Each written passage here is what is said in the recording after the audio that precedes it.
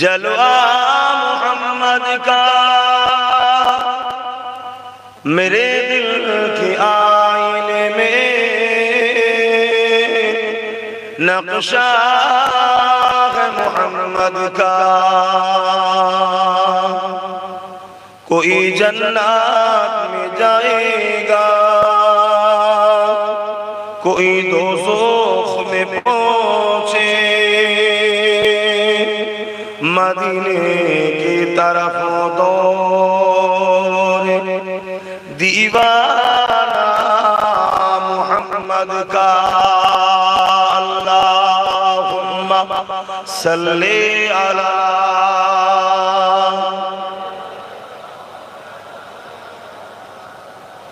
वला आले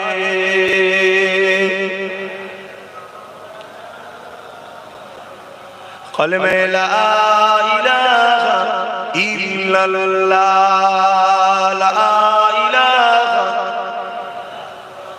ला इलाहा इल्लल्लाह मुहम्मदुर रसूलुल्लाह। हस्बी रब्बी जल्लल्लाह मा फी क़ल्बी ख़ैरुल्लाह।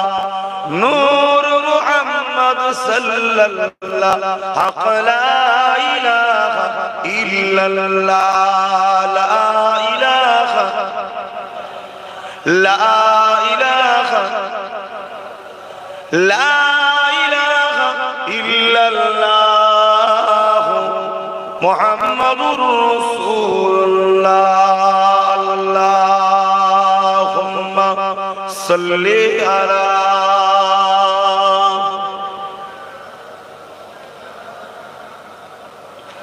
वला आले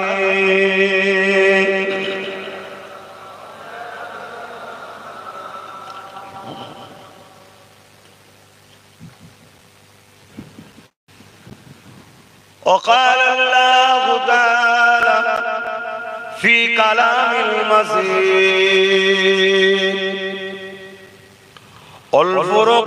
والفرقان الحميد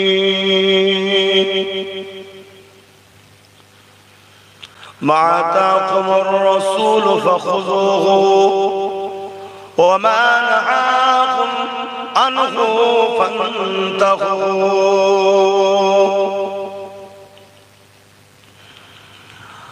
قال رسول الله صلى الله عليه وسلم لا يؤمن أحدكم حتى أكون أحب إليه من والده وولده والناس أجمعين। উপস্থিত আমার আব্বাজানেরা, আমার নওজোয়ান তরুণেরা, যুবকেরা, ছোট ছোট বাচ্চারা, উলামা হযরত, হাফিজে কোরআন, ইমাম সাহেবগণেরা, পর্দার আড়ালে অবস্থিত আমাদের সকলের মা ও বোনেরা, আল্লাহ দরবারে শুকরিয়া। এই ফিতনা ভরা পৃথিবীতেও, এর মধ্যে থেকেও আল্লাহ আজকের দিনে আমাদেরকে দুনিয়াদারি সমস্ত কাজ থেকে দূরে রেখে জান্নাতের বাগানে আল্লাহ বসতে দিয়েছেন। তাই সকলে একটু শুকরিয়া আদায় করে বলি আলহামদুলিল্লাহ। এ দুনিয়া আমাদের কারো জন্য চিরস্থায়ী নয়। সবাই আশায় বুক ভরা ভালোবাসা নিয়ে অনেক কিছু বাঁধে, অনেক কিছু ভাবে মানুষ, কিন্তু সব ছেড়ে দিয়ে একদিন চলে যেতে হবে। এখন যেমন রাত সত্য, তার থেকেও সত্য প্রত্যেকটা ব্যক্তিকে মৃত্যুর স্বাদ কিন্তু আল্লাহ চাখাবে। তাহলে পাঠালেন কেন? এত কিছু করে, কষ্ট করে আর করে বাবা মা বড় করলো, আমরাও মেহনত করে আর করে ঘর বাড়ি, বিবাহ শাদী, সংসার, সন্তান, লালন পালন, এত মায়া জালে জড়িয়ে গেলাম, আবার পালিয়ে যেতে হবে, তো পাঠালেন কেন আল্লাহ? আল্লাহ বলছেন শুধু একটা মাত্র কারণে পাঠিয়েছি। সবকিছুকে বেশি ভালোবাসি না সবকিছুর উপরে আমায় ভালোবাসি, এই পরীক্ষার জায়গা হলো দুনিয়া। তোদের তো আমি রব, তোদের তো আমি খালেক, তোদের তো আমি প্রভু, তোদের তো আমি মালিক। তা যা কিছু করেছি সবই তো তোদের খেদমতের জন্য। জমিনকে বিছানা করেছি, আসমানকে ছাদ বানিয়েছি, পানি তোদের জন্য দিই, পাহাড়গুলোকে তোদের জন্য বানিয়েছি যাতে করে পৃথিবীটা পানির উপরে রয়েছে টলমল না করে। সব কিছু গাছপালা তরুলতা কত রকম খাদ্য আমি বানিয়েছি। তোরা সন্তান দিয়েছি, বাপ মা দিয়েছি, টাকা পয়সা দিয়েছি, গাড়ি বাড়ি দিয়েছি, এই সব কিছু নিয়ে আমাকে মনে রাখিস না, ভুলে যাস। এইটাই হলো আমার পরীক্ষা। যে কোনো কামিয়াবির আগে দুনিয়াতেও একটা পরীক্ষা দিতে হয়। তা আমি আল্লাহ তোদের জন্য পরকালে একটা দুনিয়ার থেকে লক্ষ কোটি তার তুলনা হয় না এত সুন্দর জায়গা জান্নাত বানিয়ে রেখেছি। চলে বলুন সুবহানাল্লাহ। তোরা জান্নাতে যাওয়ার উপযুক্ত কি উপযুক্ত নয়, এই টেস্টটা লোভ হলো দুনিয়া। যে রক্ষে যদি তোরা আমায় ভুলে যাস, তাহলে অরিজিনাল জান্নাত আমার পেলে তোরা কি সর্বনাশ করবি। দুনিয়া তো জেরক্স। এই পরীক্ষাটা তোদেরকে আমায় দিতে হবে, এটা হলো আমাদের মূল কাজ। আর কিছু না। এর জন্য আমি আল্লাহ তোদেরকে অন্ধকারে রাখবো না, আমি তোদের জন্য কিতাবও পাঠাবো, গাইড বুক। আর এই কিতাবটা বোঝাবার জন্য আমার মনোনীত পছন্দনীয় শিক্ষক পাঠাবো, যারা নবী রাসূল পয়গম্বর হবে। যুগে যুগে দুটো করে জিনিসই আল্লাহ পাঠিয়েছে, একটা আসমানি কিতাব আর একটা হলো কিতাব আমাদেরকে বোঝাবার জন্য নবী রাসূল পয়গম্বর। ঠিক তেমনই আজ থেকে ১৫০০ বছর আগে পৃথিবীর মানুষগুলো যখন ঈসা নবী চলে যাওয়ার পর এক আল্লাহকে ভুলে গিয়ে ৩৬০টা বা একাধিক নকল খোদা তৈরি করে ফেললো, নিজেদের মধ্যে খুনোখুনি, মারপিট, লুট, দাঙ্গা, মা বাপের উপর অত্যাচার, বেটিদেরকে জেন্তু পুঁতে দেওয়া, ক্ষমতাশালী প্রভাবশালীরা গরিবদেরকে কৃতদাস দাসী বানানো, বেটিগুলোকে ভোগের পাত্রী বানানো। এরকম যখন মহল পৃথিবীতে অন্ধকার হয়ে গেল, আবার আল্লাহ এই অন্ধকার মানুষগুলোকে আলো দেখাবেন বলে সর্বকালের সর্বশ্রেষ্ঠ আসমানি কিতাব পবিত্র কোরআন শরীফকে গাইড বুক হিসাবে পাঠিয়েছেন। জোরে বলুন সুবহানাল্লাহ। এবং ওই গাইড বুকটা বুঝাবার জন্য قد جاءكم من الله নূর, আল্লাহ একটা জ্যোতি রশ্মি লাইট পাঠিয়েছেন, তিনি হলেন মুহাম্মদুর রাসূল। জোরে বলুন সুবহানাল্লাহ সাল্লাল্লাহু আলাইহি ওয়াসাল্লাম। এই কিতাব হলো আমাদের জন্য চলার পথ। আমাদের বলতে মোটেই মুসলমান নয়, সৃষ্টিকর্তা সবার। সৃষ্টিকর্তা যতটা মুসলমানের ততটা হিন্দু, খ্রিস্টান, দলিত, আরবি, সাঁওতাল, বাগদি সবার সৃষ্টিকর্তা।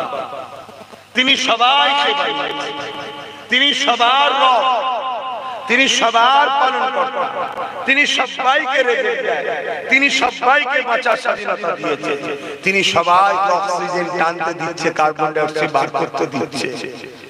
তিনি সবার জন্য গাইড হিসাবে কোরআনকে পাঠিয়েছে। আর প্রফেট মুহাম্মদ সাল্লাল্লাহু আলাইহি ওয়াসাল্লামকে সর্বশেষ মেসেঞ্জার, রাসূল, নবী, আওতার করে তিনি পাঠিয়েছেন। জোরে বলুন সুবহানাল্লাহ।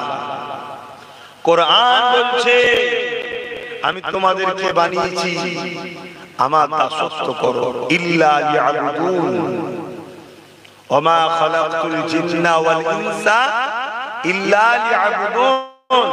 তোমরা আমার দাসত্ব করো। আল্লাহ আপনার দাসত্বটা কি? আল্লাহ কোরআন পাকের মধ্যে আবার বলছেন মা আতাকুমুর রাসূল ফাখুযুহু ওয়া মা নাহাকুম আনহু ফান্তাহু। আমার রাসূল যা আদেশ করেছে তা মেনে নাও, আমার রাসূল যা নিষেধ করেছে তা ছেড়ে দাও। কি বললাম? ওই যুবকটাকে জিজ্ঞেস করছি কি বললাম তোমাকে, কি বলি শুনেছো? কি বল বলো না, ওটা শুনলে তার আগে কি বলেছিলাম শুনেছ? কেন শুনতে পেলে না? তুমি মোবাইল, তাহলে মোবাইল তোমাকে ক্ষতি করছে, লাইটটা তোমাদের ধ্বংস, ঠিক না? যারা মোবাইল তৈরি করেছে তাদের ঘরের যুবকদের হাতে মোবাইল, তাদের ঘরের যুবক চেষ্টা করছে মোবাইল ছাড়া কি করে কথাবার্তা হবে, সেই টেকনিক তৈরি করছে। মোবাইল প্রয়োজন নেই, অথচ পৃথিবীতে ফোন লাগাবে মানুষ, এই প্রযুক্তি তৈরি করার জন্য তারা ব্যস্ত। যেমন বিনা মোবাইল ছাড়া হযরতে ফারুক আযম বলেছিলেন, ইয়া সারিয়াল জাবাল, জানেন তো নাকি? ওইটা কি করে ওমর ফারুক বলতে পারলো? ওই রকম কিছু একটা করতে হবে, তারা চেষ্টা করছে। আর আমাদের ঘরের ছেলে তাদের মোবাইল নিয়ে ব্যস্ত। ওরম করো না ভাই, কথা বোঝো। কি ভয়ানক মেঘলা উঠেছে দেখতে পাচ্ছ না? আকাশের দিকে দিয়ে আমি কোন মেঘলার কথা বলছি? আকাশের দিকে। তাহলে এত লেটে দিয়ে কম বোঝে, তাহলে কি করে সামলাবে? বোঝেন আমার আব্বা জানেরা, ভাইরা ভালো, আপনারা আমাকে বাসেন কিনা বাসেন পরের কথা, আপনাদেরকে আমার নবী ভালোবাসে, আমি আপনাদের ভালোবাসি, কথা শেষ। এটাই হলো নবীর প্রেমিকদের একটা বৈশিষ্ট্য। নবী যেটাকে পছন্দ করবে, নবীর প্রেমিকরাও সেটাকে পছন্দ করবে। আজও রওজা মুবারকে আমার রাসূল আমাদের জন্য কাঁদছে, এটা আবার মানেন তো না? হ্যাঁ, কেন আরেকটা বদনসিব আমাদের, এই একটা জিনিস আমাদের, হারে আমাদের খোদা এক, নবী এক, কাবা এক, কিবলা এক, তারপরও আমাদের মধ্যে হাজারো, আর যাদের লাখো কোটি খোদা, লাখো কোটি কিতাব, লাখো কোটি সব থাকার পরও তারা কিন্তু দেখুন সব এক জায়গায় আমাদের ইসলামকে মিটাবার জন্য। এ আবার একটা সমাজে ফিতনা আমাদের মধ্যে আছে, নবী নাকি নাউজুবিল্লাহ মারা গেছে, শেষ হয়ে গেছে, নাউজুবিল্লাহ। এই যে আমরা ধ্বংসের কারণ, এই ধ্বংসের কারণটা কি জানেন? এই ধ্বংসের কারণ একটাই, আমরা আল্লাহর ভালোবাসার সঙ্গে বিদ্বেষ তৈরি করেছি। এজন্য আল্লাহ আমাদের উপর নারাজ। মসজিদ বাড়ছে একতলা থেকে দুতলা, মাদ্রাসা বাড়ছে 1 গ্রাম 2 গ্রাম 3 গ্রাম, জলসা বাড়ছে, টুপি এত বাড়ছে, বোরখা এত বাড়ছে, দোকান টুপি তসবির বেড়ে গেছে, সব জায়গায় বাড়ছে। খেয়াল করে দেখো, ওই ভাটা একটা জায়গা কি করেছে, হুজুরের সঙ্গে মহব্বত ও আদর। আমার আগে ভাই একটা কথা বলছিলেন, কি বলছিলেন? জিহাদ করতে হবে কিন্তু ঈমানের সাথে। এই ঈমানের সাথে, তার মানে কি? জিহাদ আলাদা জিনিস, ঈমান আলাদা জিনিস। নামাজ পড়তে হবে ঈমানের সাথে, রোজা রাখতে হবে ঈমানের সাথে, টুপি পড়তে হবে ঈমানের সাথে, দাড়ি রাখতে হবে ঈমানের সাথে, হজ করতে হবে ঈমানের সাথে, দান করতে হবে ঈমানের সাথে, যাই করেন না কেন ঈমানের সাথে। তার মানে কি? নামাজ, রোজা, দাড়ি, টুপি এগুলো আলাদা বিষয়, ঈমান একটা আলাদা কিছু আছে, তাই তো না? ঈমানটা কি? হায় হায়, দেখছি তো পৃথিবীতে 250 কোটি মুসলমান, গেঁজা 3 বছরের বাচ্চাকে 300 গুলি করেছে, 3-3.5 বছরের বাচ্চা 300 গুলি করেছে। একটা 3-3.5 বছরের বাচ্চাকে 300 গুলি করলে তার শরীরটা কি থাকবে ভাই? বিশ্বে তো শুনছি নাকি 250 কোটি মুসলমান, 56টা কটা দেশ নাকি মুসলমান। কোন রিঅ্যাকশন আছে? কি বুঝছেন? তার ঈমান আলাদা জিনিস, আর ঈমানদার মুসলমান আলাদা জিনিস, আর শুধু মুসলমান আলাদা জিনিস। প্রত্যেকটা মানুষ যখন জন্ম হয় ফিতরাতের দিক দিয়ে সে মুসলিম, সে যে কোনো ধর্মে, যে কোনো ঘরে, যে কোনো বাড়িতে, যে কোনো দেশে ফিতরাতের দিক দিয়ে আরবিতে তাকে মুসলিম হয়ে জন্ম হয়েছে। এবারে ওই মুসলিমকে একটা ভিসা লাগাতে হবে, অর্থাৎ পাসপোর্ট সে পেয়েছে, একটা ভিসা লাগাতে হবে। তবে যেমন ভিসা লাগালে সৌদিতে যাওয়া যায়, বিভিন্ন জায়গায় অন্য দেশে যাওয়া যায়, ওই ভিসা যদি দুনিয়ায় লাগাতে পারে, দুনিয়া হলো ভিসা অফিস, এখানে ভিসা লাগাতে এসেছি আমরা, তাহলে দুনিয়ার দেশ থেকে জান্নাতের দেশে এন্ট্রি হওয়া যাবে। ওই ভিসাটা হলো মুহাম্মাদুর রাসূল। জোরে বলুন সুবহানাল্লাহ। তোমার দিলে আছে, এটা দেখা হবে। কবরে আমরা সবাই জানি তিনটে প্রশ্ন। মান রাব্বুকা, বলো, মান দীনুকা, নাই মা দীনুকা, মান নবিয়ুকা। তোমার দিন কি? মান রাব্বুকা, তোমার রব কে? মান মানে কে? তোমার রব কে? রব্বি আল্লাহ। মা দীনুকা, তোমার দিন কি? দিন ইসলাম। মা মানে কি আর মান মানে কে? মান নবিয়ুকা, তোমার রব, তোমার রাসূল কে? হযরত কফির মুহাম্মদ সাল্লাল্লাহু আলাইহি ওয়াসাল্লাম। কিন্তু ইমাম বুখারী ও মুসলিম বলছেন কবরে একটাই প্রশ্ন হবে, কবরে একটাই প্রশ্ন। কে বলছেন? ইমাম বুখারী, ইমাম মুসলিম। কোরআনের পরে যে দুটো কিতাবের সবথেকে দাম বেশি, সম্মান বেশি, গুরুত্ব বেশি, তিনারা কি বলছেন? ভাই কবরে একটাই প্রশ্ন। তাহলে তিনটে কি ভুল না? তিনটেটাও হাদিস, একটাও হাদিস। তিনটেটা যিনারা বলেছেন তিনারা বাছাই করছেন। মান রাব্বুকা, রবকে বলল রব্বি আল্লাহ। তার মানে যারা বলতে পেরেছে রব্বি আল্লাহ, যাদের রব আল্লাহ নয়, তাদের থেকে এক ক্যাটাগরি বাছা হয়ে গেল। এগুলো আলাদা করলেন, যাদের রব আলাদা তাদেরকে বেঁচে এলে বাকি কোনকে বাদ দে। এবারে বলল রব তো তোর আল্লাহ জানলাম, এই তো দিন কিরা? বললো দিন ইসলাম। আবার অনেকে বলতে পারছে না দিন ইসলাম, শুনছেন তো নাকি?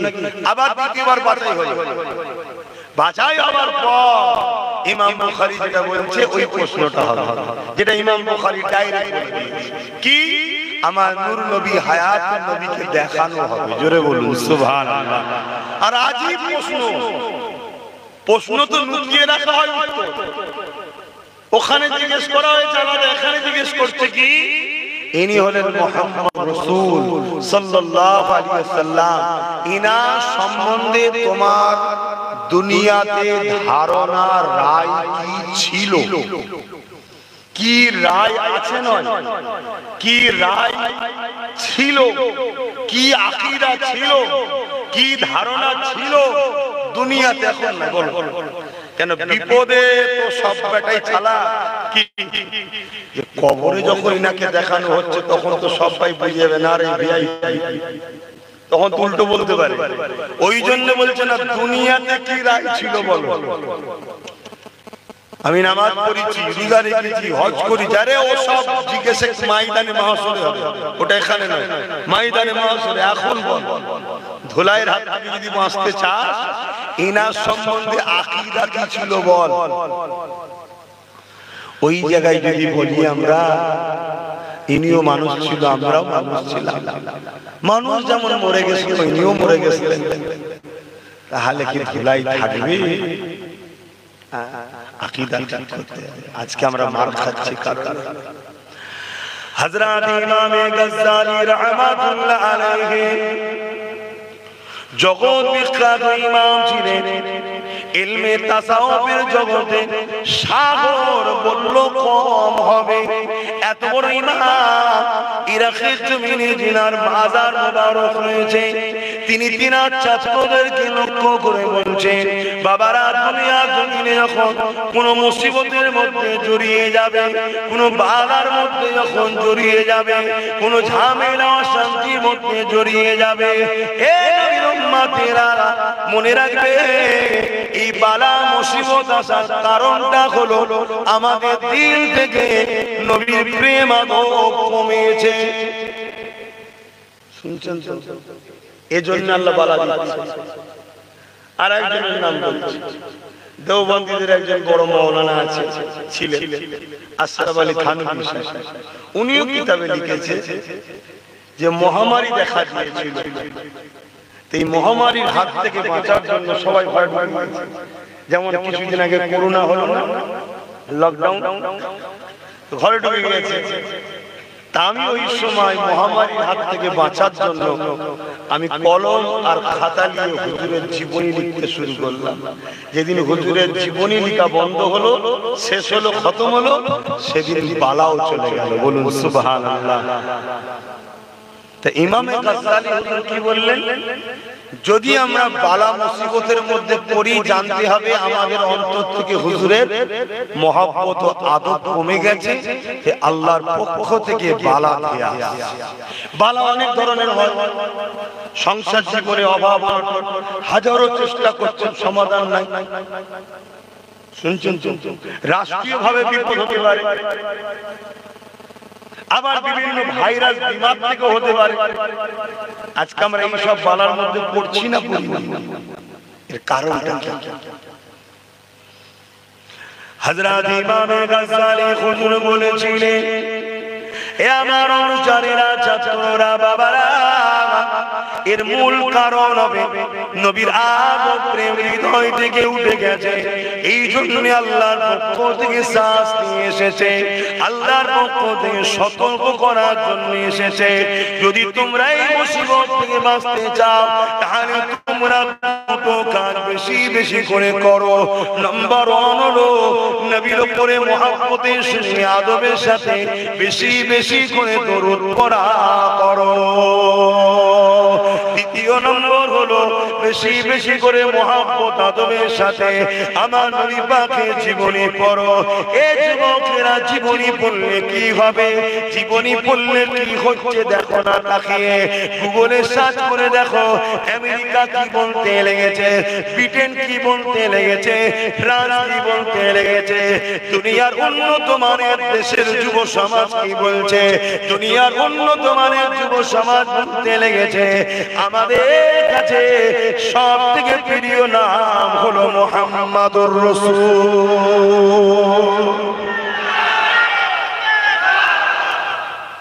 কি করে তারা জানলো? তারা গুগল থেকে অ্যাপ ডাউনলোড করে নবীর জীবনী পড়ছে। জীবনী পড়তে পড়তে তারা নবীর প্রেমিক হচ্ছে, ঈমানের কালেমা পড়ছে। তাই তো ইউরোপ দুনিয়ার রিপোর্ট, তাদের রিপোর্ট, আগামী 2040-45-এ ইউরোপ দুনিয়া, ইউরোপ একটা মহাদেশ জানেন তো নাকি, ইউরোপ দুনিয়া সংখ্যা গুরু হবে মুহাম্মাদের অনুসারী। জোরে বলুন সুবহানাল্লাহ। আরো জোরে বলা যাবে না? আর আমাদের বাপ দাদু নানা নানি সব রাসূলের অনুসারী, কিন্তু আমরা আজকে রাসূল থেকে দূরে সরে যাচ্ছি। এজন্য আজকে আমরা বিপদগ্রস্ত। আসুন আল্লাহকে যদি ভালোবাসি, আল্লাহর হুকুমটা মানতে হবে। আল্লাহ কোরআনের মধ্যে বললেন, কুল ইন কুনতুম তুহিব্বুনাল্লাহ ফাত্তাবিউনি ইউহিব্বুকুমুল্লাহ ওয়া ইয়াগফির লাকুম যুনুবাকুম আল্লাহু গফুরুর রহিম। এখানে ছোট কাপ নেই, বড় কাপ আছে। ছোট কাপ থাকলে হবে খাওয়া, এদিকে ছোট কাপ দিয়ে বলে কুল হুয়াল্লাহু আহাদ। ছোট কাপ যদি লাগাই, তার মানে হবে খেয়ে ফেলবো সেই আল্লাহকে, যিনি এক, নাউযুবিল্লাহ। আর বড় কাপ হলে কি হবে? বলা। হাবিব আপনি বলেন, খালেক ও মালিক রব আল্লাহ, তিনি যিনি এক। জোরে বলুন সুবহানাল্লাহ। এখানেও বড় কাপ নাম আছে, কুল ইন কুনতুম তুহিব্বুনাল্লাহ।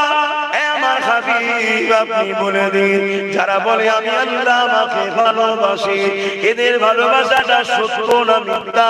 এদের ভালোবাসা যদি সত্য হয়, এদেরকে একটা পরীক্ষা দিতে হবে, একটা টেস্ট দিতে হবে। কি টেস্ট? ফাত্তাবিউনি। হাবিব আগে যেন আপনার ইত্তেবা করে, আগে যেন আপনাকে অনুসরণ করে, আগে যেন আপনাকে ফলো করে। আপনাকে ইত্তেবা অনুসরণ যারা করে নেবে, ইউহিব্বুকুমুল্লাহ, আমি আল্লাহর পক্ষ থেকে ঘোষণা দিয়ে দেয়, আমি আল্লাহ তাদেরকে ভালোবেসে নেব। আমরা চাই না যে আল্লাহ আমাদের ভালোবাসে? বলুন বলুন বলুন। তাহলে ভালোবাসা, আল্লাহ যদি ভালোবাসে আমাদেরকে চায়, পন্থাটা কি, এর রাস্তাটা কি? ফাত্তাবিউনি, আগে নবী দেখতে হবে। এটা কার হুকুম? তা আল্লাহরই যখন হুকুম, তাহলে আমি যদি অতি দরদ দেখাই তাহলে অতি ভক্তি। এখন কিছু অতি ভক্তি বেরিয়েছে, তাওহীদবাদী, ঠিক তো নাকি? তাওহীদবাদী। আরে তাওহীদ কাকে বলে সেটাই বুঝতে পারলাম না। তাওহীদ যিনি খোদ তিনি রিসালাত ছাড়া প্রচার করছেন না, আর আমরা রিসালাত করতে তাওহীদ করছি, তার মানে সূরা ইখলাস হলো তাওহীদের ডেফিনিশন। মক্কার মুশরিকরা যখন জিজ্ঞেস করেছিল, হে প্রফেট মুহাম্মদ সাল্লাল্লাহু আলাইহি ওয়াসাল্লাম, আল্লাহকে, নবী যখন বললেন লা ইলাহা ইল্লাল্লাহ, আল্লাহ কে সিওয়া কোই ইলাহি নেই, তখন মক্কার মুশরিকরা বললেন কে আল্লাহ? আল্লাহ তো বলতে পারতেন, হাবিব বলে দিন হু আল্লাহু আহাদ, আল্লাহ যিনি এক, আল্লাহুস সামাদ, আল্লাহ যিনি কারো মুখাপেক্ষী নন, লাম ইয়ালিদ ওয়া লাম ইউলাদ, তিনি কাউকে জন্ম দেয় না, তিনার থেকে কেউ জন্ম নেয় না, তার বাবা মাও নাই, স্ত্রী সন্তানও নাই, ওয়া লাম ইয়াকুল্লাহু কুফুয়ান আহাদ, যিনি এক অদ্বিতীয়, তিনার সমকক্ষ কেউ নেই। এটা হলো আল্লাহর সংজ্ঞা, আল্লাহর ডেফিনিশন। আল্লাহ হতে গেলে এই সংজ্ঞার সঙ্গে মিলতে হবে। আর আমার সৃষ্টিকর্তা যিনি সত্যি আল্লাহ, তিনার সাথে ছাড়া কারো এটা মিলেও না। জোরে বলুন সুবহানাল্লাহ। বাপ আদমকে যদি নিয়ে আসেন, বাপ মানে, কিন্তু বাপ আদমের স্ত্রী ছেলে পুলে রয়েছে। কথা বুঝে আসছে? কোন ক্ষেত্রে কারো সঙ্গে মিলাতে পারবেন না। একমাত্র তিনার সঙ্গে মিলবে যিনি হলেন লিল্লাহি মা ফিস সামাওয়াতি ওয়া মা ফিল আরদ, জমিন আসমানের একমাত্র সৃষ্টি মালিক আল্লাহ। জোরে বলুন সুবহানাল্লাহ। কিন্তু আমি যেটা বুঝাতে চাইছি, এখানে আল্লাহ কি বলবেন? হাবিব আপনি বলেন হু আল্লাহু আহাদ, আল্লাহ বলেন কুল হু আল্লাহু আহাদ, হাবিব আপনি বলে দিন। এই যে হাবিবকে বলতে বলেছে, অর্থাৎ রিসালাত দিয়েই আল্লাহ তাওহীদকে আমাদের কাছে প্রোটেক্ট করছে, তাওহীদকে আমাদের কাছে পাঠাচ্ছে, নিজের একত্ববাদকে পাঠাচ্ছে। রিসালাতের মাধ্যম দিয়ে আমরা সেই রিসালাতকে বাদ দিয়ে দিয়েছি। বুঝছেন তো নাকি? আমাদের দুর্দশার কারণ একটাই, আমাদের দুর্দশার কারণ একটাই, মাদ্রাসা অনেক বেড়েছে ভাই, মসজিদ অনেক বেড়েছে। আগে মুফতি পাওয়া যেত, এখন মুফতির অভাব নেই। মৌলানা পাওয়া যেত, মৌলানার গ্যারেজ। পীর পাওয়া যেত, এখন পীর দুদিন পর বিক্রি হবে 4 আনা কিলো। কত পীর কিনবি, কিনে নিবি। এত পীরের ঠেলাঠেলি শুরু হয়ে গেছে। কথা কি খারাপ না? সব বেড়েছে। সমস্যা পাবে একটা জায়গায়, যে সাগর থেকে আমার নদী নালাতে পানি আসে, ওই সাগরে পানি কিন্তু আজও আছে, কিন্তু আসার রাস্তাটাই ফাটা পড়েছে। আসার রাস্তাটা হলো আদব ও প্রেম। জোরে বলুন সুবহানাল্লাহ। আর সাগরটা বোঝাবার জন্য বলছে, আমার নবীকে তো সাগরের সঙ্গে তুলনা চলে না, কারণ আমার নবী হলেন সাগরেরও নবী। জোরে বলুন সুবহানাল্লাহ। কিন্তু বোঝাতে চাইছি, কথা বুঝতে। তাহলে ইমাম গাজ্জালী হুজুর কি বললেন? বাঁচতে গেলে নবীর জীবনী পড়ো। আর খোদ রাসূলুল্লাহ কি বলেছেন? হে আমার উম্মতিরা, তোমরা বাচ্চাদের ঘরে 3টে শিক্ষা প্রতিটা বাবা মাকে দিতেই হবে। প্রত্যেকটা বাবা মাকে 3টে শিক্ষা দিতেই হবে। প্রথম নম্বরে রাসূল কি বলেছেন? বলুন, প্রথম নম্বরে কি বলেছেন? আমি নবী, আমার প্রেম ও আদবের শিক্ষা দাও। দ্বিতীয় নম্বর কি? আমার আহারদের প্রেম ও আদবের শিক্ষা দাও। 3 নম্বরে রাসূল বলছেন কোরআনের শিক্ষা দাও। কেন? এ তো আমি তৈরি করিনি বাবা, এ তো হুজুরের কথা। আর হুজুরের কথা যে না মানবে সে আবার ইসলাম মুসলমান কিসের? তাহলে প্রথম নম্বর কি শিক্ষা? হুজুরের আদব ও প্রেম। দ্বিতীয় নম্বর হুজুরের আহালদের আদব ও প্রেম, 3 নম্বর কোরআনের শিক্ষা। আমার ক্ষুদ্র জ্ঞানে এসেছে কোরআনের মতো পাওয়ারফুল জিনিসকে পাহাড়ের উপরে রাখলে পাহাড় চূর্ণ বিচূর্ণ হয়ে যেত। এই সিনাতে কোরআন রাখা চারটিখানি ব্যাপার নয়।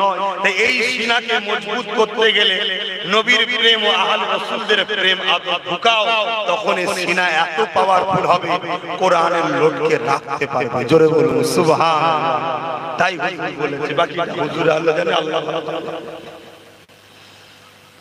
তাহলে ফাত্তাবিউনি আগে যেন হুজুরের ইত্তেবা করা হয়, কিন্তু এখানে একটা মানে, এই ইত্তেবাকে নিয়ে অনুসরণকে নিয়েও আমাদের সমাজে একটা বিভ্রান্ত আছে যে আমরা হুজুরকে অনুসরণ তো করি, মহব্বত আদব করতে হবে কেন? কিন্তু আমি জানতে চাই ভাই, কাউকে যদি ভালোবাসা তার উপরে ভক্তি যদি না থাকে, তার কথা কেউ শুনবে? তাকে কেউ ফলো করবে? আপনার পাড়াতে আপনার আব্বার বয়স 60 বছর, 80 বছরের একটা পাড়ার মুরব্বি আপনাকে যদি রাত 12টার সময় ডাকে যে বাবা আমার বুকে ব্যথা হচ্ছে, ওষুধ এনে দে, আপনি গুরুত্ব দেবেন না। আর আপনার 60 বছরের বাপ, সে যদি ডাকে, বয়স কম, আপনি এক হাত ছাড়া ছাড়া বাস করলেও যাবে কেন? এটা আমার ভালোবাসা। কিছু ঢুকছে তো লিহাজা ফাত্তাবিউনি কি अंदर प्यार छुपा हुआ है। जो खुदा ताला को मोहब्बत करते हैं तो पहले नबी को मोहब्बत के साथ मानना होगा। जरा नबी के मोहब्बत के साथ मेने लेबे युहिब्बुकुमुल्लाह, আল্লাহ তাদেরকে ভালোবাসবে। আর আল্লাহ তাদেরকে ভালোবাসবে ওয়াগফির লাকুম যুনুবাকুম, আল্লাহু গফুরুর রহিম। আল্লাহকে তারা বড় দয়ালু মেহেরবান পাবে, তাদের জীবনের সব গুনাহ মাফ করে দেবে। জোরে বলুন সুবহানাল্লাহ। আমার নবী বলেছেন আমার সাহাবাদের পিছনে কথা বলবেন, কিন্তু বোঝাবার জন্য বলছি, যে কোন এক সাহাবী নিজের কন্যাকে জ্যান্ত মুতে দিয়েছিল, তখন তিনি সাহাবী হননি, কিন্তু হুজুরের প্রেমে যখন হুজুরের কদমে এলো, আল্লাহ ওই গুনাহটাও মাফ করে দিয়েছে। জোরে বলুন সুবহানাল্লাহ। আজ আমরা বড় বিপদের সম্মুখীন রয়েছি। আমাদের জীবনে হাজারো অন্যায় রয়েছে, আমাদের জীবনে অনেক ভুল রয়েছে। এই জায়গা থেকে যদি আল্লাহ সাহায্য পেতে চায়, কামিয়াবি যদি হতে চায়, আল্লাহ পিয়ারাকে আমাদেরকে মহব্বত করতে হবে। এ যুবকেরা, তরুণীরা, বাপেরা, আমাদের রাসূলকে ফলো করতে হবে। কেন আল্লাহ পাক জানিয়ে দিয়েছে, মা কালাম আল্লাহ পাক জানিয়ে দিয়েছে, লাকাদ কানা লাকুম ফি রাসূলিল্লাহি উসওয়াতুন হাসানা। হে দুনিয়ার মানুষেরা, আমি আল্লাহ তোমাদের জন্য সবথেকে উত্তম মডেল করে মুহাম্মদ রাসূলকে পাঠিয়েছি। নামাজ পড়বে নবীকে দেখো, রোজা রাখবে নবীকে দেখো, হজ করবে নবীকে দেখো, সংসার করবে নবীকে দেখো। এক কথায় তোমার লাইফ স্টাইলটা কিভাবে হবে, দুনিয়ার অন্য কাউকে মডেল বানালে হবে না। তোমার জন্য একটাই মডেল, উসওয়াতুন মানে হচ্ছে মডেল, সেটা হলো মুহাম্মদ রাসূলুল্লাহ। এই তোমার ধর্মনীতি মুহাম্মদ রাসূলকে ফলো করে করতে হবে। তোমার সমাজনীতি, তোমার অর্থনীতি, তোমার সংসার নীতি, তোমার লাইফের প্রতিটা মুহূর্তে। কিন্তু আজকে দুঃখের বিষয়, আমরা গলা লম্বা লম্বা করে নবীর উম্মত দাবি করি, মসজিদ নবী আছে, মাদ্রাসায় নবী আছে, বাকি কোন জায়গাতে আমরা রাসূলুল্লাহকে ফলো করি না, কারবারও নবীকে অনুসরণ করি না, সংসার জীবনে নবীকে অনুসরণ করি না। অথচ আল্লাহ পাক জানিয়ে দিয়েছে, তোমার গোটা লাইফটাতে আমার রাসূলুল্লাহকে ফলো করতে হবে। তোমার ধর্মনীতি, তোমার সমাজনীতি, তোমার এডুকেশন নীতি, তোমার সম্প্রীতি নীতি, তোমার মানব বন্ধন নীতি, এমনকি তোমার রাষ্ট্রনীতি বা রাজনীতি, এ তো মুহাম্মদ রাসূলকে মডেল বানাতে হবে। রাসূল ছাড়া অন্য কাউকে ফলো করে রাজনীতি করা, এটা উম্মতের জন্য ধ্বংসের কারণ ছাড়া কখনো নাজাত হতে পারে না। এবারে কারো প্রশ্ন জাগতে পারে, আমি তো গণতান্ত্রিক রাষ্ট্রে বাস করি, এই জায়গায় নবীকে কি করে মানব? ঢুকতে পারে না, পারে না। এটা আমাদের শুধুমাত্র আমাদের মধ্যে শয়তানি অসুয়াশা ছাড়া কিছু নেই। যদি এই গণতান্ত্রিক দেশে চোরেদের নীতি চলতে পারে, খুনিদের নীতি চলতে পারে, লুটেরাদের নীতি চলতে পারে, রেপের নীতি চলতে পারে, সমাজ বিরোধী নীতি চলতে পারে, সব নীতি যদি চলতে পারে, সর্বকালের সর্বশ্রেষ্ঠ সুলতান দোনো জাহানের বাদশাহ মুহাম্মদ রাসূলের নীতি চলবে না কেন? এটা তো আমাদের দুর্বলতা। আমার নবী কি নীতি শিখিয়েছে? আমার নবী যখন মক্কা থেকে ইয়াসরিব মদিনায় চলে গেলেন, মদিনায় গিয়ে নবী রাষ্ট্র কায়েম করলেন। একটু সংক্ষেপে বলছি, জেনে রাখা দরকার। কারণ আজ আমাদের মধ্যে একদল মুসলিম সেজে মুনাফিক ঢুকেছে। খারাপ নিলে হবে না, হাকিকাত। হযরত সালাউদ্দিন আইয়ুবী নাম শুনেছেন? কথা বলছেন না তো? 3000 আলেমকে কতল করেছিল। কত? জোরে বলবেন না? কতল করার পর আল্লাহ ওনার বয়স দিয়েছে বা যাবার সময় হয়েছে, উনি বিছানায় শুয়ে আল্লাহর কাছে কাঁদছেন, বলছেন আল্লাহ আমাকে যদি আরো কিছুদিন হায়াত দিতেন, আপনার বান্দা বান্দীগুলোকে মুনাফিকের হাত থেকে বাঁচাতাম। আরো কিছু কতলটা বাকি রয়েছে।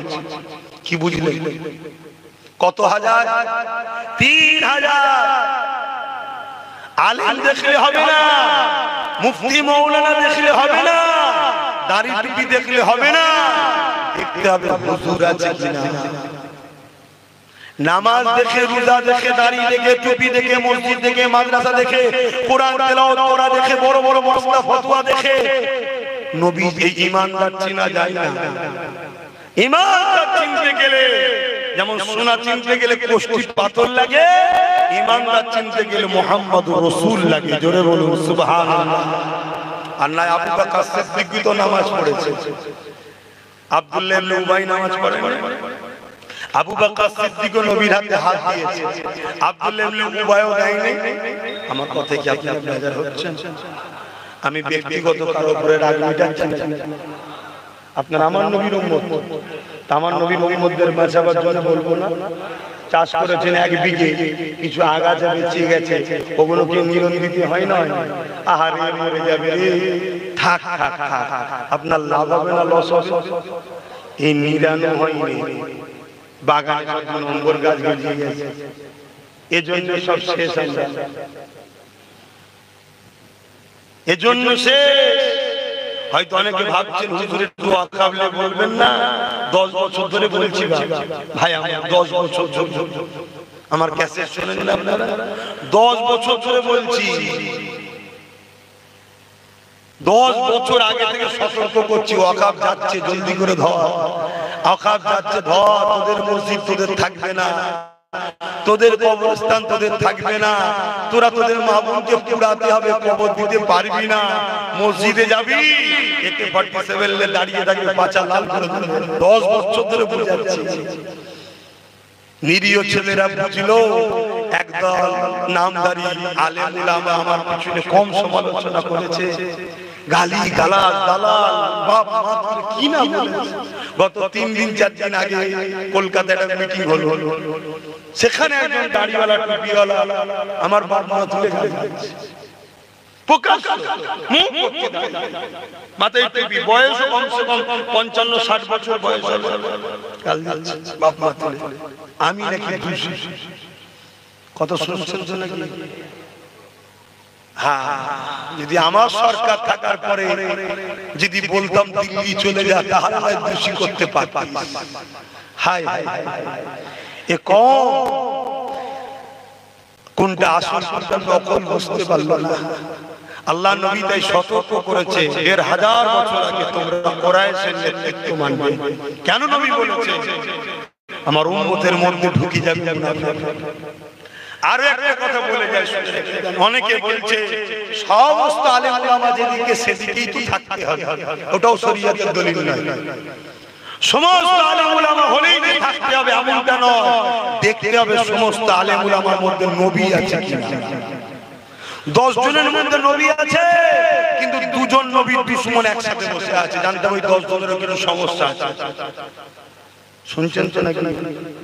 আমরা মাকে কুরবানি করতে পারি, বাপকে কুরবানি করতে পারি, সব কিছু ত্যাগ স্বীকার করতে পারি, গুস্তাখে রাসূলের সঙ্গে চিয়ার করতে পারি না। এটাই হলো মুমিনের বৈশিষ্ট্য। কেন আমরা সংখ্যা দিয়ে জিতি না, অর্থ দিয়ে জিতি না, ম্যান পাওয়ার দিয়ে জিতি না, ফোর্স দিয়ে জিতি না, বোম বন্দুক দিয়ে জিতি না। আমরা যতবার জিতেছি সংখ্যা কমে জিতেছি, একটা পাওয়ারে জিতেছি। ওই পাওয়ারটা হলো সিনার পাওয়ার। জোরে বলুন সুবহানাল্লাহ। সিনার পাওয়ারটা কি? ঈমান। সিনার পাওয়ার দুটো হাত, দুটো পা, দুটো কান, দুটো চোখ, কিডনি, হার্ট, সব দামি জিনিস না কম দামি? সব দামি। নামাজ, রোজা, হজ, যাকাত, নামাজ, রোজা, হজ, যাকাত সব। কিন্তু জানটা যদি না থাকে, দুটো হাতের দাম, দুটো পায়ের দাম, চোখের দাম, কানের দাম, নামাজ, রোজা, হজ, যাকাত সবটাই দামি। এসবের জান হলো হুজুর। জোরে বলুন সুবহানাল্লাহ। ঈমান যদি না থাকে সব বেকার। আরো একটা কথা বলি, সমাজে গোমরাহ করবে আপনারা, আম মানুষ তো গোমরাহ করবে কিভাবে? আরে সবাই যখন এক জায়গায় হচ্ছে, বুঝছো না কেন?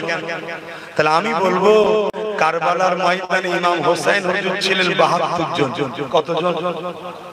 আর অপর দিকে ২২,০০০। কত?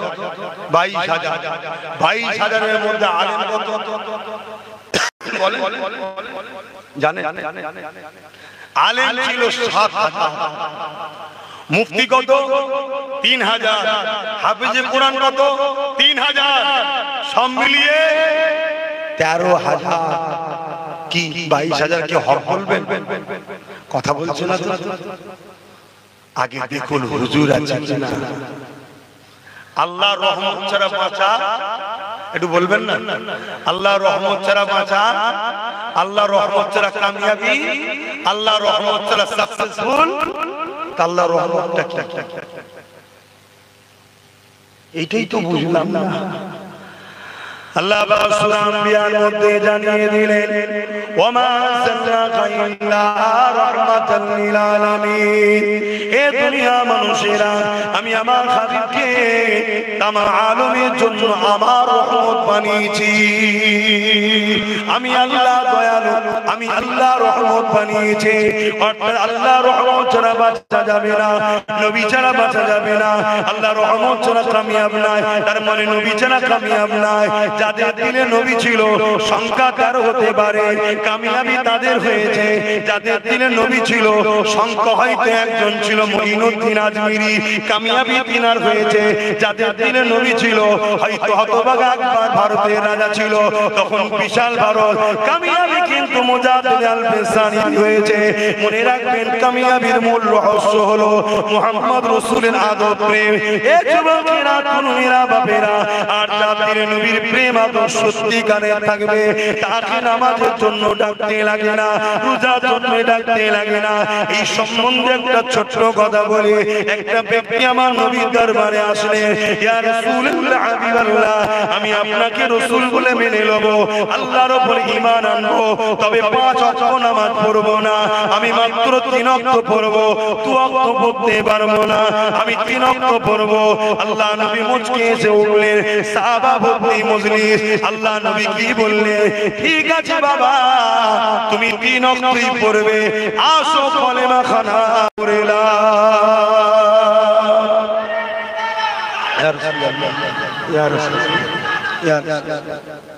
তাহলে কত রেখাত থাকতে হবে? ঠিক আছে পড়বে। এখন এই মশলা যদি কোনো হুজুর দেয় তাহলে জানতে হুজুর ভণ্ড। ওটা হুজুর নবীর জন্যই ঠিক আছে। কেন? শরিয়াত হলো নবী। কথা বুঝছেন তো? পৃথিবীর কেউ শরিয়াতের মালিক নয়, শরিয়াতের মালিক আল্লাহ হুজুরকে বানিয়েছে। আর হাত্তাকে এটাও শুনে রাখে, যত নবীরা এসেছে সমস্ত নবীরা মুহাম্মদ রাসূলের প্রশংসা গুণগান আশিক ছিল। জোরে বলুন সুবহানাল্লাহ। কেননা সূরা বাকারার মধ্যে আল্লাহ, ওয়া ইয আখাযাল্লাহু মিসা, আমি হাফেজ সাহেবদের সব বলতে পারবো না, ওখানে আমাদের ফুরফুরা শরীফের মানুষ হয়ে গেছে, উনি বাকি বলতে পারবেন। কথা বুঝে আসছে, সব সময় স্মরণ থাকে না। তারপরে এখন যা চাপ টেনশনে ঘুরছি, আরো সব স্মরণ হয়ে গেছে। তো যাই হোক, আল্লাহ মিসাক দিয়েছিলেন সমস্ত নবীদের থেকে। সূরা বাকারার মধ্যে যে আমি একজনকে পাঠাবো, সমস্ত নবীদের বলছে তোমাদেরকে আমি কিতাব হিকমত দেব, সম্মানিত করব, তোমরা আমার মনোনীত রাসূল হবে, কিন্তু আমি একজনকে পাঠাবো যিনি আমার হাবিব হবে, বন্ধু হবে। নবীদেরকে কি বলছে শোনেন, তুমি আমি কোথাকারের কে? আব্বাস সিদ্দিকী লিখে দেখে যা দাদা হুজুরের আওলাদ, নবীদেরকে বলছে দাদা হুজুরের আওলাদ দেখাচ্ছে। নবীদেরকে বলছে আমি যখন পাঠাবো আমার বন্ধুকে, তোমরা তোমাদের সব কিতাব হিকমা সব রেখে দিয়ে, নেতৃত্ব ছেড়ে দিয়ে, শাসন গদি থেকে ছেড়ে আমার বন্ধুকে রাসূল বলে মেনে নিয়ে তার নেতৃত্বে তার গোলামি করবে। কি বলবো শুনছেন? রূহের জগতে মিসাক লিখছে আল্লাহ, শুধু সেখানে নবীরা আছে, আলাদা রূহ নেই, সব ভিআইপি নবী রাসূলদের। সমস্ত নবী রাসূলরা বলেছিলেন ক্বালা নাআম, জি আল্লাহ আমরা স্বীকার করছি এবং তিনার উপরে ঈমান আনছি। আল্লাহ বললেন তোমাদের এই কথার উপরে আমি আল্লাহ সাক্ষী রইলাম। জোরে বলুন সুবহানাল্লাহ। যখন এই মিশাক লিয়া হয়ে গেল, একটা নূর এসে সমস্ত নবীদের রূহকে যেমন মেঘলা ছায়া করে মাথার উপরে, এভাবে পুরো ঢেকে ফেলল। নবী আলাইহিস সালাম যে রূহ বলতে লেগেছেন আল্লাহ এই রূহ কার, এই রূহটা কিসের? আল্লাহ বললেন জিনার উপরে তোমরা ঈমান আনলে ইনি হলো আমার সেই মাহবুব প্যারা মুহাম্মদ রাসূল। জোরে বলুন সুবহানাল্লাহ। আজকে সেই নবী আমাদের দিলে কোন? পুরো পৃথিবী অবাক হয়ে দেখতে লেগেছে, পুরো পৃথিবী রিসার্চ করে দেখতে লেগেছে। পাওয়ার আমাদের হাতে, মিসাইল আমাদের হাতে, বোম বন্দুক আমাদের হাতে, রাজ ক্ষমতা আমাদের হাতে, তারপর মুস্তাফার গোলামগুলোকে মিটানো যায় না। একদিক থেকে মিটায় আর একদিকে কোটি কোটি বেড়ে যায়। এ যুবকেরা, তরুণেরা, এই যে আজকে আমাদের অকাপকে লুটে নেওয়া হলো, ইসলামকে মুছার একটা ষড়যন্ত্র, মুসলমানকে মিটিয়ে দিবার একটা ষড়যন্ত্র।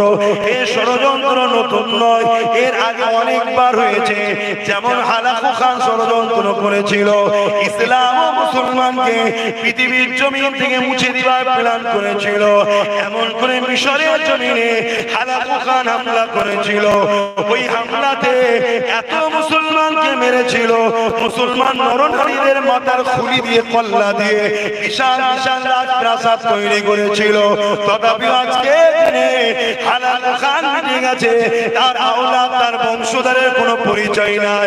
কিন্তু আমিনার লালের গোলাম পৃথিবীতে 250 কোটি রয়ে গেছে। তারপরে চেঙ্গিস খান নাম শুনেছেন না? ইরাকে হামলা করেছিল বাগদাদ, পুরো বাগদাদের লাইব্রেরি, বাগদাদের মাদ্রাসা সব আগুন দিয়ে পুড়িয়ে ছারখার করেছে। 1 লক্ষের উপরে উলামাকে হত্যা করেছে, 1 কোটির উপরে মুসলমানকে কতল করেছে চেঙ্গিস খান। তাহলে কি বড় ত্রাস করেছে বুঝতে পারছেন? এরপরও চেঙ্গিস খান মিটে গেছে, কিন্তু আল্লাহ শুকর দ্বীন ইসলামকে মিটাতে পারেনি এবং অনুসারীকেও মিটাতে পারেনি। জোরে বলুন সুবহানাল্লাহ। এটা তো তারা ভাবছে, এটা তাদের রিসার্চ করছে যে কি করে সম্ভব। বদরে 1000 জনের হাতে অস্ত্র, 1000 জনের হাতে তীর, 1000 জনের হাতে ঢাল তরোয়াল, আর 313 জন তারা খালি হাতে। যেমন আজ আমরা দেখছি সোশ্যাল মিডিয়ায় মানুষ লুঙ্গি শাড়ি কম্বল বিতরণ করতো, এখন সব অস্ত্র বিতরণ হচ্ছে। দেখেছেন না? দেখেন, কথা বলছেন না? হ্যাঁ, তো অস্ত্র থাকে থাকে যায়, যা থাকে থাকে যায়। সেদিনও অস্ত্র আমাদের হাতে ছিল না, আজকেরও প্রয়োজন নয়। কিন্তু মনে রাখবে, সেদিন বদরে বিজয় হয়েছিল, তাদের দিলে হুজুর ছিল। সুবহানাল্লাহ। আজকে আমাদের পরাজিতর কারণ আমাদের দিলে হুজুর নাই। আমরা হুজুরের জুতা মুবারক বলতে লজ্জা লাগে। হুজুরের জুতা মুবারক বললে আবার টিটকিরি মারা হয়। আরে মাইয়া পিজ্জাটাকে ধরে নিচ্ছি, জুতোকে আবার মুবারক বলছে। বড় বড় স্কলার, বড় বড় তাফসীরকার, বড় বড় পণ্ডিত মুহাম্মদ সাহেব, মুহাম্মদ সাহেব, মুহাম্মদ রাসূল বলতে ওদের বুকের ব্যথা হয়। সাহেব আলাদা জিনিস, সাহেব তো তুমিও আমিও সব সাহেব, কিন্তু রাসূল তুমি আমি। সাহেব তো নরমাল ব্যাপার, রাসূল হলো ভিআইপি ব্যাপার। জোরে বলুন সুবহানাল্লাহ। এই সমাজে চলছে না চলে না বলুন? হ্যাঁ, স্ট্যান্ডার্ড হচ্ছে, স্ট্যান্ডার্ড। আমরা যখন বলি তখন বলে ফকির মানুষ, ইরাম বলি শ্যাম মানুষ, ইলম কালাম তো নেই, ওই বাপ দাদার বাগানে করে খাচ্ছে, কি না ক্রিটিসাইজ করে। তবে এতটুকু বলতে পারি, হ্যাঁ তোমাদের কাছে হয়তো পারিশ্রম লিখ অস্বীকার করছি না, কেন অন্য কোনো ধান্দা কারবার নেই, কথা বুঝে আসছে না? না, কিন্তু আল্লাহ শপথ তোমাদেরকে হুজুরের সঙ্গে জুড়ার চেষ্টা করি, বেঈমান তো বানাই না। তাই বলে যাচ্ছি, সামনে যেদিন আসছে, এই দিনে বিজয় হতে গেলে সর্বপ্রথম যে কাজটা হলো সিনার পাওয়ারটাকে মজবুত করো। কেন কোরআন দিচ্ছে, হযরত মুসা আলাইহিস সালাম যখন ফিরাউনের কাছে আল্লাহ যেতে বললেন, মুসা নবী বলেন, আল্লাহ আমি আর আমার ভাই হারুন ছাড়া তো কেউ নেই আমার সাথে, আলাইহিস সালাম কেউ তো নাই, আপনি যেতে বলছেন যাব, তবে আপনার কাছে দোয়া চাই, আমার দোয়া কবুল করেন। আল্লাহ বললেন কি চাও? আল্লাহ আমার সিনাতে পাওয়ার দেন। জোরে বলুন সুবহানাল্লাহ। মুসা নবী চলে গেলেন, কামিয়াবি হলেন। জোরে বলুন সুবহানাল্লাহ। বাগদাদের বুকে 850 বছর আগে একজন চলে গেছে, তেনারও দাড়ি ছিল, আমাদেরও দাড়ি আছে, তিনিও নামাজি আমরাও নামাজি, তিনিও রোজাদার আমরাও রোজাদার, তিনিও হজ করেছে আমরাও হজ করেছি, তিনিও মুসলমান আমরাও মুসলমান, তিনিও মাওলানা আমরাও মাওলানা। কিন্তু 850 বছর চলে যাওয়ার পরও আজ থেকে 50 বছর হয়নি, আমেরিকা কত মিসাইল ফেলেছিল, একটা বাগদাদের জমিনে ফাটেনি কেন? এখানে সিনার পাওয়ারওয়ালা শুয়ে আছে, যিনি হলেন পীরানে পীর দস্তগীর গৌসুল আজম বড় পীর আব্দুল কাদের জিলানী আল বাগদাদি আল হাসানী আল হুসাইনি। জোরে বলুন সুবহানাল্লাহ। আর আজকে আমাদের ঘরে কি করছে? যারা সোজা হয়ে দাঁড়াতে পারে না, নাপাক হলে পবিত্র হতে পারে না, তারাও এসে আমাদেরকে পিটিয়ে যাচ্ছে, মেরে যাচ্ছে। কারণটা কি? কি গমর নিতে পাচ্ছেন না, বেকানামে বকছি আর না অন্যদিকে চলছে। যদি ফিরতে চান, যদি ইজ্জত পেতে চান, আমার হুজুরের হন। আর এটাও শুনে রেখে দেন, ইমাম গাজ্জালী হুজুরের আরেকটা কথা। ইমামে গাজ্জালী হুজুর ছাত্রদেরকে পড়াচ্ছেন আর বলছেন, শোনো বাবারা, যদি সমাজের বুকে আমার নবীর শান মর্যাদাকে খাটো করা হয়, আর উম্মত যদি সে ব্যাপারে প্রতিরোধ প্রতিবাদ তাদেরকে না রোকে, উম্মত যদি চুপ থাকে, খামোশ থাকে, মনে রেখে দেবে তার মানে ওই উম্মতের পেটিরা বাজারে নিলামে উঠবে। আপনি ভাববেন আমরা আপনার বেটিদের নিলাম করব, আপনাকে কে করতে বলেছে? আপনাকে মেরে আপনার বেটিকে বাজারে বিক্রি করা হবে, আপনাকে খুন করে আপনার পরিবারকে বাজারে তোলা হবে, আপনাকে মেরে আপনার মাকে পরিবারকে বাজারে বিক্রি করা হবে যদি হুজুরের গোস্তাখি দেখে চুপ থাকা হয়। এটা আল্লাহর পক্ষ থেকে শাস্তি। আমরা ওয়াদা করেছি আল্লাহর কাছে, আমানতু বিল্লাহি ওয়া মালাইকাতিহি ওয়া কুতুবিহি ওয়া রাসূলিহি। রাসূল সরদার হলো মুহাম্মদ সাল্লাল্লাহু আলাইহি ওয়াসাল্লাম। আজকে আমাদের চোখের সামনে নবীকে ছোট করা হচ্ছে না, কথা বলে। আরে প্যান্ট শার্ট পরা দাড়ি চাচা অন্য ধর্মে, সে অপরাধ করছে, তারও যেমন কন্ডেম করা দরকার, কিন্তু দাড়ি টুপি দিয়ে মাওলানা বক্তা মুফতি সেজে আমার নবীকেও ছোট করছে না, করে। এমনও সমাজে কথা জানা শোনা যায় যে আমার নবীরও ভুল ছিল, নাউজুবিল্লাহ বলবেন না, মানে এটাও আমরা জানি না কোন জায়গায় নাউজুবিল্লাহ বলতে হয়, কোন জায়গায় সুবহানাল্লাহ, কোন জায়গায় আলহামদুলিল্লাহ, এটাও জানি। হায় আমরা কোথায় চলে গেলাম।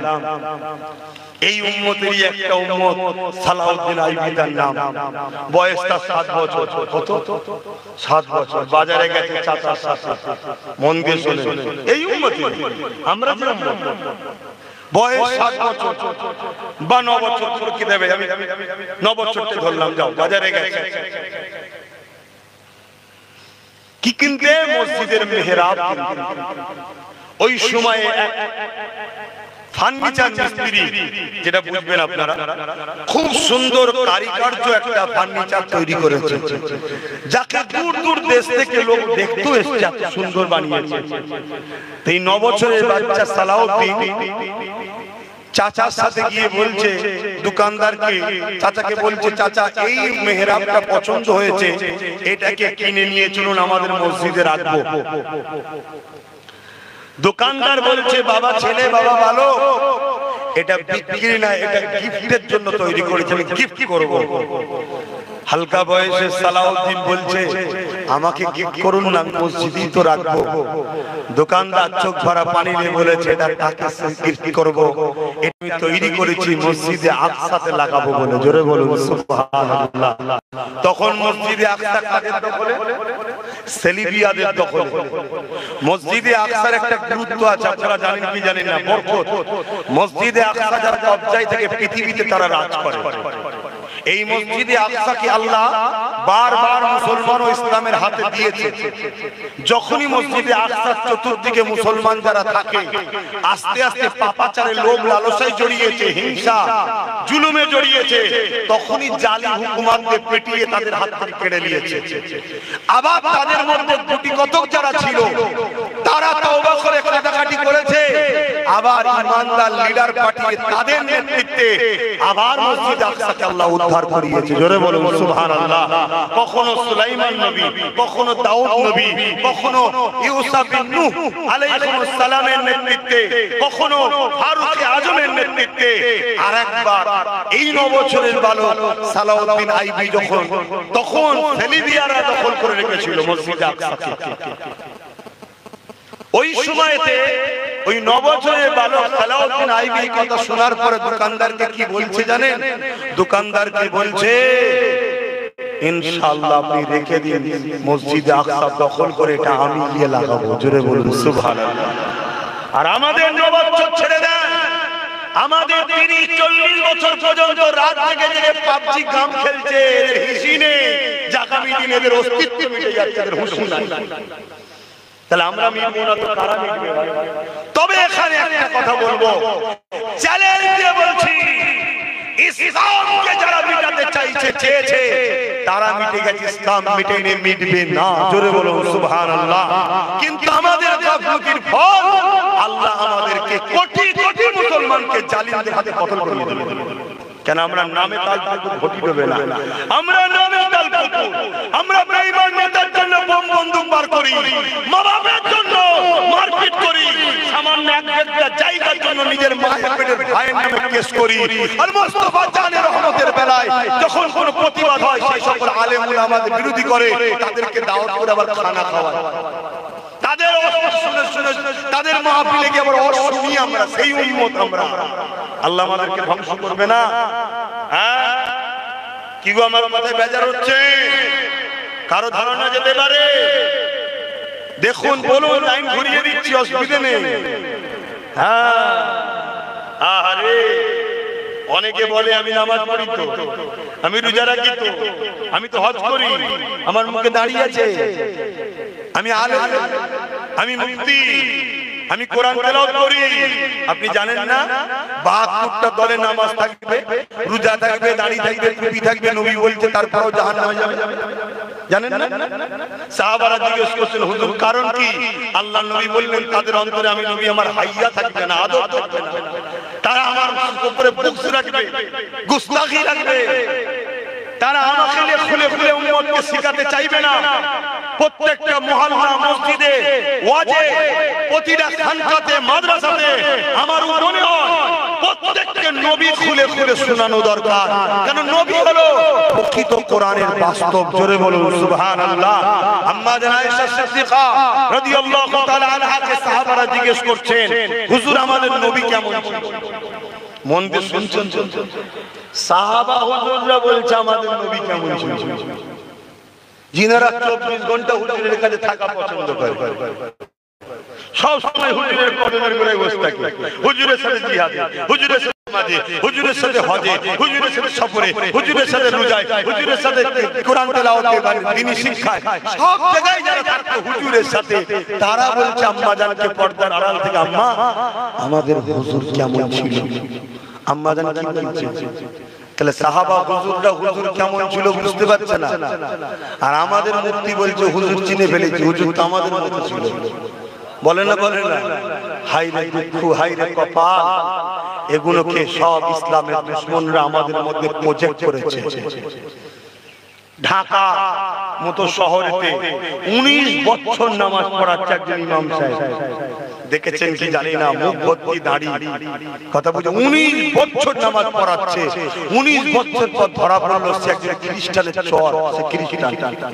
মুসলিম ঘরের ছেলেদের ঘরে বন্ধুত্ব করে করে আস্তে আস্তে লা ইলাহা ইল্লাল্লাহ মুহাম্মদ রাসূলুল্লাহর পরে বলেছে ঈসা রূহুল্লাহ, এই কলেমাটা শিখাচ্ছে আস্তে আস্তে। শুনছেন? তাহলে 17-19 বছর পরে ধরা পড়ে, সালাউদ্দিন আইয়ুবী 3 হাতে কতল করে। আমাদের বাগানে এখন কত আছে? কি গো ফিতনা লাগাচ্ছে? আমি বাঁচাবার চেষ্টা করছি, বাঁচাবার চেষ্টা করছি। আমাদের বাগানে আছে না নাই? চিনবেন কি করে? ওই চিনার নমুনা বলে দিলাম।